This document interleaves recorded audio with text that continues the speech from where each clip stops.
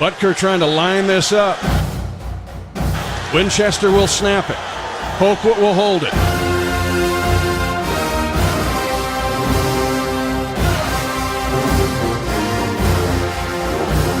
.2020 tie, high snap, pulled down.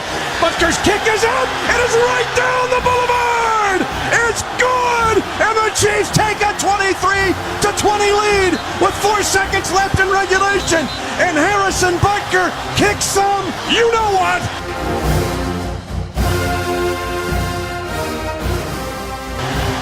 Welcome to the Chiefs Kingdom!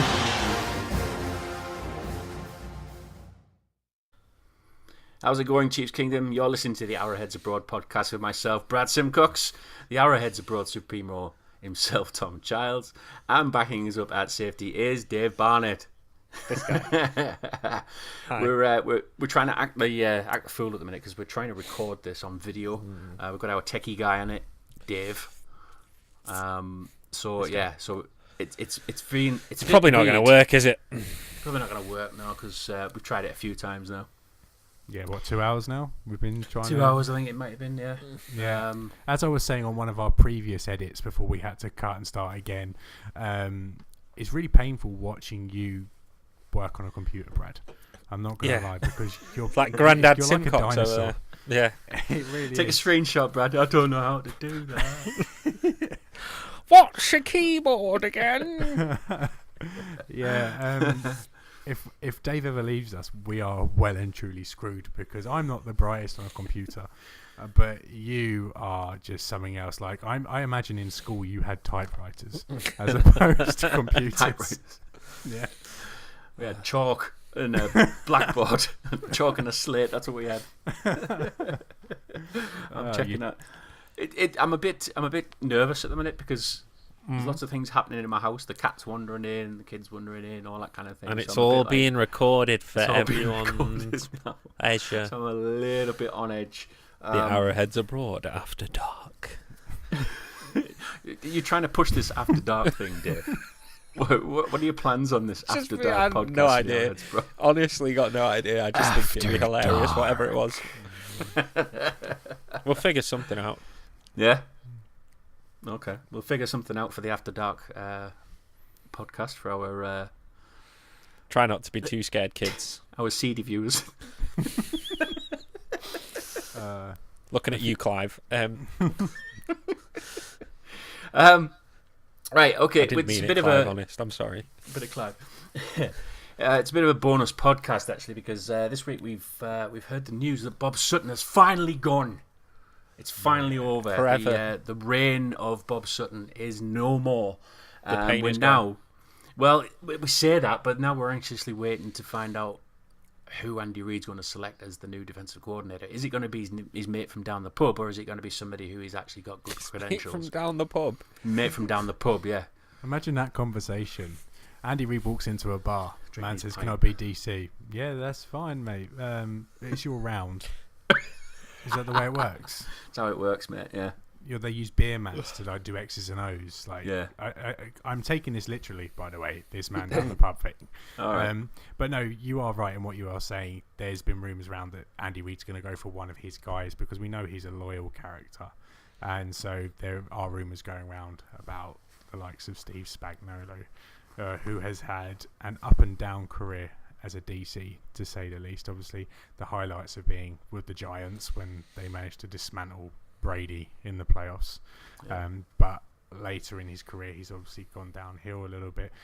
There has been the talk with him is obviously would be a scheme change, which would be massive.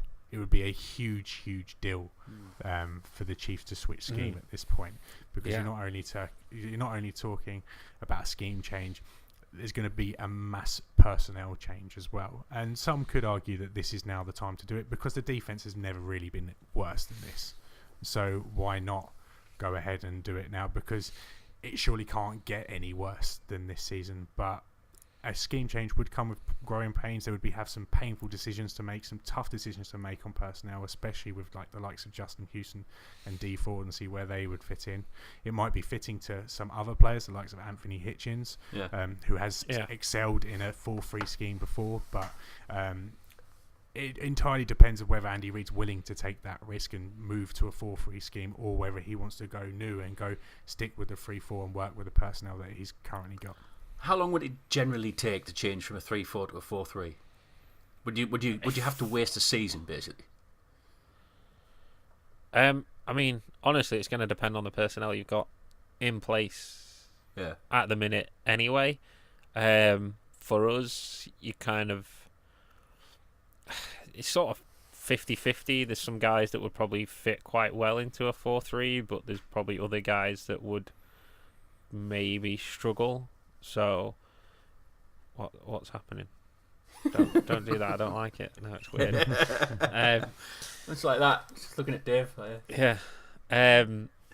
But yeah, it's, I say, like Ragland, he'd pretty much be done in a 4-3 defense. Hitchens could probably play strong side linebacker. I wouldn't be sold as D Ford playing as like a down lineman. If the plan is to keep him, I don't really think he's big enough and physical enough to play with his hand in the dirt all the time. Obviously, I know that you have speed rushers, but then I think you're taking him off the field too much, really. Especially for what we'd be paying him as on the franchise tag, if you know what I mean. Yeah, I would love to see Chris Jones as a 4-3 end. I think he could really terrorise. I still think I think he played defensive tackle though. Do you think? I think potentially, yeah. He's big enough and long enough to play that. Especially because you think of all the other guys like Passagno, Houston, Breland Speaks. There you go. There's a guy that is built to play as a 4-3 end. There's no way in hell he's a 3-4 backer. He's just not. Well, not in the NFL. He's not, because he's not quick enough. Absolutely you not. can't play in space. So yeah, he struggles in a 3-4. He's a package guy. And I say that's not ideal really when you spend a second round pick on him. To be perfectly honest. So yeah, it'd be interesting to see. But yeah, I don't like the idea of doing it, because I just think we sort of lose the flexibility with the guys that we have on defense, really. If we were to switch to a 4-3, so I'd be surprised if that was the case.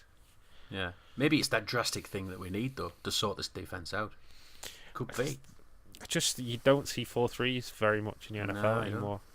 Let's go against the grain. Let's go. You say that, Dave. I actually had a look yesterday to see how many teams currently adopt a 4-3, and it's actually over half the league adopt a 4-3 defense. Is it? Yeah, I'm surprised at that. And I was surprised myself. The most successful 4-3 defense of the lot is the Dallas Cowboys. All the other good defenses in the league, the likes of the Ravens, the Bears, they all implement a 3-4 scheme. But the Cowboys have done very well with the 3 linebackers, but they seem to have a factory of linebackers in Dallas, and they seem to they've got speed everywhere on that. Yeah, and that linebacker core. And another team that has had success in the past, which was decimated by injuries, is the Atlanta Falcons. They run a 4-3 scheme and are just similar to the Cowboys. They just are speed. So if the Chiefs were to move to a 4-3 scheme, look at someone like Dorian Daniel. He would have a big role as a potential weak side linebacker in a 4-3 scheme. So there is some personnel there. I don't think it's the way the Chiefs are going to go, because the Chiefs realise that they are so close to a Super Bowl. Look, we were 6 inches. We were the width of D Ford's hand away from being in the Super Bowl. I don't think they'll spend a year adjusting to a new defense when the team's this close. Yeah, you don't want to waste another year of Mahomes on a rookie deal trying to scheme a completely new defense and adjust, when considering how bad it was last year anyway. And one thing that must be said, this job has to be one of the most exciting jobs to go for, because the bar has been set so low by the predecessor. It has. Yeah, Bob you're Sutton right. set the bar so low. The Chiefs, like we just said, Chiefs were one play away from the Super Bowl with the 31st ranked defense. Yeah. Imagine the damage this team could do with the 16th ranked defense. Like, if we had the 20th ranked defense this year, we would win the Super Bowl. If we were half decent, yeah. We could talk about possibly being 16-0 and then going to the Super Bowl. That's how good this offense is. So the job has to be appealing to any person that's thinking about making that step up to a DC, because I don't think we're going to take a DC from any one other team. It's going to be an assistant coach, the likes of Chris Richard from the Cowboys, someone like that that we're going to have to poach and then give them their first big role as a DC. Yeah. It wouldn't be Chris Richard's first big role, though, would it? So. That's your guy. That's who you want, really, isn't it? Chris Richard. Yeah, I think the only problem with Chris Richard is that with head coaching he had head coaching interviews, a couple of weeks back, and he's kind of DC in waiting almost in Dallas. He's in a good spot. He's got a good defense there. I don't know if he would really want to step away from that situation right now, but at the same time, the appeal of working, if he does turn the Chiefs' defense around this year, then he's almost guaranteed to get a head coaching job probably next year. If he takes the Chiefs' 31st ranked defense and even turns them into a middle of the road defense, he's very likely to get head coaching job offers. If he turns them into a top 10 defense, he's guaranteed to get head coaching offers next year. So yeah, I would say for someone like Richard, that's probably the appeal in it, but I still think someone like that would be difficult to get. I think the one name that I've seen floated around, which is an interesting one, is Rhett Ryan. Yeah. Yeah, he's on obviously things didn't quite go to plan in Buffalo, but part of that you would probably say is kind of he tried to do in Buffalo what we were talking about before, which is switching the defensive scheme. So he tried to switch Buffalo from a 4-3 to a 3-4 and didn't really have much success with it.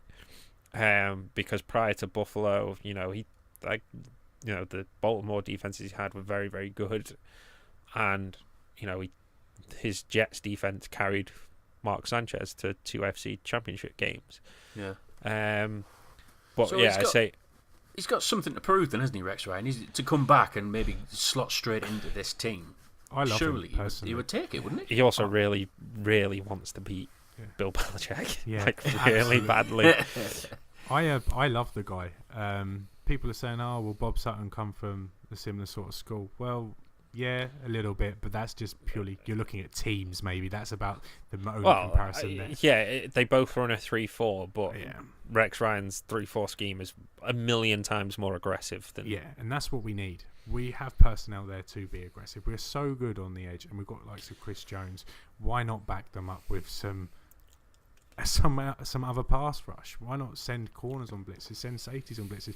That's what annoyed me about Bob Sutton, is that he becomes so passive with his defense the last couple of years. Because when he first come to Kansas City, the defense carried the team because the offense was pretty average for the first 2 or 3 years of Andy Reid's reign, and this team did lean on its defense to do well. But this last 2 years has just been borderline boring on defense. It's not exciting. It's become predictable. We've become sick of it, to be honest, where we just know that it is the Achilles heel of this team, no matter how well the offense plays. So Prevent. Exactly. And you're not going to see prevent with Rex Ryan. It's basically go big or go home. That's what I want. And that is we need a defense that's going to come in and win every now and then, but properly win. Not just like, we left them for a field goal. Like, get turnovers up the other end of the field, get sacks in good positions, turn the field position round. We just need a defense that's going to come in and get after the quarterback. Have the other quarterback knowing that he's in a game. We can't have situations where Tom Brady doesn't get hit once or even touched once in an AFC Championship game. It wasn't good enough on Sunday, and it took my boy Tony Romo to embarrass Bob Sutton on national TV for it to really hit home. Yeah. I'm all for Rex Ryan. I really am. That's who I would like. If we can't get Chris Richard, I'm all over Rex Ryan. I'm surprised you're not wearing your Romo jersey tonight, mate. No, I was wearing it, but it's a bit too hot. So I thought you were wearing it underneath. I thought you were just going to reveal then. Yeah, just was that after dark episode you were talking about? Other names on people's lips: Jack Del Rio. I can see a big clash there between him and Andy Reid, massively. just super. Two big characters there, aren't they? Just a nair, innit? Yeah. Just nah. Retread. Yeah. One of you mentioned John Fox beforehand. Was that you? No, you must have dreamt that because I'm not on that John Fox. John Fox, not on that one, no. No. Well, the one that I would love to have, and I've mentioned him before in the other podcasts, is Don Martindale from the Ravens. The Ravens. There's no chance we're going to get him, but it was just like, if I had a dream. I had a dream. You've got no hope of stealing a defensive coordinator from another team. Definitely not, especially one that's probably the best defense that I've seen for a long time. Yeah, but like as aggressive as the Ravens are, like Rex Ryan's not a million miles behind that in terms of aggressiveness. So yeah, it's the same school of thought, I would say. Yeah. It could work. We'll find out soon enough. I don't. I'm think looking forward to it. I don't think they're going to take too long to make this decision. I think by the time we record our next podcast, we'll probably know. It's probably some news breaking now. I'm going to have to check just while we're doing this, because this always happens, doesn't it? We always put a show out and it's like something changes drastically. Yeah. The Chiefs have hired a guy that we haven't talked about as defensive coordinator. There's a few fan favourites in there that like ex-Chiefs players. One of them being DJ. But people are all saying like, get DJ and he'll be a brilliant defensive coordinator. The one thing I really? don't want, and the one thing I don't want, and it's been batted around a little bit. And it's nothing against the guy personally, but I don't want us to go in house and hire someone like Mike Smith. And apparently he is loved by the players, but I think the defense needs a culture shock. Yeah. It needs to be turned upside down from the bottom up, and I don't think hiring internally necessarily does that. Yeah. So as well as the guy might be doing and as much potential he has, I do want the Chiefs to go for an external candidate. Yeah, and we're pinning our hopes really on Rex Ryan. Is that what we're saying? It's the ideal place. I think Chris Richard and Rex Ryan would be the two guys at the top of my list if they're gettable. Yeah. If they're gettable. Surely Rex Ryan, that's too much of a temptation for him. Surely. Some guys like the TV money now, so it's like good point. Sometimes it's hard. It's like Gruden when he got he was doing Monday Night Football. It was like he got comfortable doing that, and it took a massive offer from the Raiders to get him back into coaching. And I don't think we're in the realms of making massive offers if ESPN went to Ryan, we'll give you this much more to keep you on, kind of thing. So right, we're going to have to speed up because my battery's down on my laptop because we've been on for 2 hours. Quickly, the Chiefs are at the Pro Bowl, which we obviously didn't want to see them there. We wanted to see them at the dance, but there's been some funny things going on. We've all seen the video, haven't we, of Jamal Adams taking out the Patriots mask. He did that for the people. So he did that for the people. So good. Let's pretend this little dog is Jamal Adams. Go on. Or that's the mascot, and this is Jamal Adams. Yeah. Nice reenactment, Tom. Yeah. This video call's really working out for us, isn't it? Yeah. We're getting reenactments and everything. This toy is actually destined for the charity shop tomorrow, so I best not destroy it. Have this toy. You can keep it. No, the Pro Bowl, I'm actually looking forward to it a little bit because Mahomes is going to play. It's the first year I've probably shown any interest in the Pro Bowl because I normally despise it. But I just want Mahomes to go and tear it up and have all the stupid stuff support and have all the other supporters thinking and fans of other teams thinking, God, I wish we had that guy. No look passes all day long just for shits and giggles. I want to see a behind the back pass. It's going to be a recruitment drive from Mahomes because there's so many wide receivers are going to be going. He's only allowed to play left-handed. If there's any chance I can go to Kansas City. I think it's going to be a recruitment drive, but they seem to be enjoying themselves, and the onboard camera of Patrick Mahomes was brilliant as well. Seeing that where it was just like there was a camera on his chest and he's pinging these balls around, and it was just just felt like I was Patrick Mahomes for a little bit, you know. But no, good luck to the Chiefs players. They've earned the place in the Pro Bowl, and it's a shame that Chris Jones isn't there. But I'm sure he'll get a look in at some point. But are you gonna be watching the Pro Bowl game? Are you just not I'll watch really it. fussed? I'll catch it. I'll probably, I'm not gonna watch it live, but I'll probably watch it. Yeah. I always like the mini games. Love the mini games. Skill, the skill. Yeah, they're really good. But I don't think Mahomes is doing any of the skill games this time. He's too skilled for Or them. many of them. Anyway. I was gonna say it wouldn't be fair, would it? We're such Mahomes, aren't we? Yeah. Hard All not right. to be. Well, I think we'll tie this up because this is the first time I'm playing with this mic. Have you noticed? I get fidgety when I'm on the thing. Have you noticed? Oh, I don't like it. Stop it. Don't like it. So hopefully this has gone well, and we'll probably do some more like this at the video calls. Hopefully. If it works. Hopefully. If you're hearing this on our usual SoundCloud and things like that, it hasn't worked. But I think we're just. Well, I mean, it's going to be on SoundCloud anyway. But if it worked, you might even be watching it on YouTube. Who knows? Someone needs to talk now. This is still an audio podcast. We can't just sit here pulling faces. I think it's like the live show we did where Brad really failed to grasp the concept of it, where he just sat there reading the comments the whole time. Brad, this is still an audio podcast. So it's just an audio podcast where people get to see our mugs every now and then. Yeah. That's all it is. Yeah. So, yeah. All the real time humans. moving forward, which would be even sadder for everyone. Yeah, very true. Well, okay. Well, that's it for this week's podcast. Let us know what you're doing for the Pro Bowl game. What are you two doing, man? I knew you were doing something then. Contact us with your comments about everything we've discussed in this week's show. And you're putting us right off. This is horrible. This is horrible. You can contact us on Facebook or on our Twitter page at KCChiefs_UK. So from one kingdom to another, we'll speak to you again soon. Bye.